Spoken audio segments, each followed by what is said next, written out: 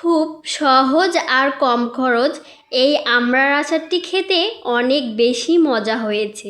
আসসালামু আলাইকুম everyone, welcome to Anisa's cooking and blog. আজকে তৈরি করব আমি আমড়ার টক ঝাল মিষ্টি আচার। এই সিজনের নতুন আমড়া বাজারে এখন প্রচুর পাওয়া যাচ্ছে। আপনারা চাইলে এই আচারটি বানিয়ে দীর্ঘদিনের জন্য সংরক্ষণ করে রাখতে পারেন। একদম সহজভাবে আচারটি বানানোর চেষ্টা করেছি, আশা করি আপনাদের কাছেও ভালো লাগবে। তো আর কথা না বাড়িয়ে রেসিপিটা শুরু করা যাক। আজকের আমড়ার আচার তৈরি করার জন্য আমি এখানে হাফ কেজির মতো আমড়া ছিলে পরিষ্কার পানি দিয়ে ধুয়ে নিয়েছি।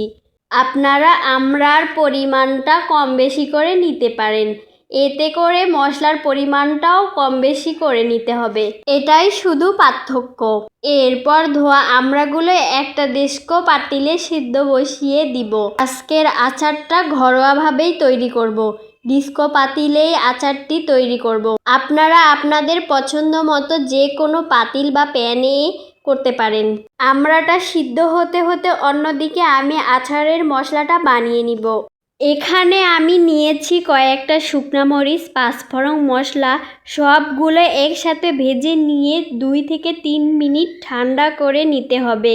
ঠান্ডা হয়ে গেলে আমি বাটনাতে গুঁড়া করে নিচ্ছি, তবে আপনারা ব্লেন্ডার শিলপাটায় আপনাদের মন মতো গুঁড়া করে নিতে পারেন। তো আমি বাটনাতেই মশলাটা গুঁড়ো করে নিলাম। মশলাটা রেডি করতে করতে এইদিকে আমড়াগুলো সিদ্ধ হয়ে গিয়েছে। এ পর্যায়ে আমড়াগুলো নামিয়ে পানি ঝরে নিতে হবে। এরপর পাতিলে তেল, কয়েকটা শুকনা মরিচ, রসুন কুচি, কিছুটা গোটা রসুন, আমি এখানে 2 ভাবে রসুন ব্যবহার করেছি, একটু হালকা কালার করে ভেজে নিতে হবে। বেশি ভাজলে আবার তিতা হওয়ার সম্ভাবনা থাকবে। ভাজা হয়ে গেলে দিয়ে দিব আমড়াগুলো, এরপর দিয়ে দিব চিনি। চিনিটা আপনারা আপনাদের স্বাদ মতো দিতে পারেন। চিনির পর দিয়ে দিব সেই গুঁড়ো করে রাখা পাঁচফোড়ন মশলা। এখানে আমি অর্ধেক মশলা দিয়েছি আর বাকি অর্ধেকটা রেখে দিয়েছি শেষ পর্যায়ে দেওয়ার জন্য। নেড়ে চেড়ে যখন কালার হয়ে আসবে তখন রেখে দেয়া বাকি মশলাটাও দিয়ে দিব।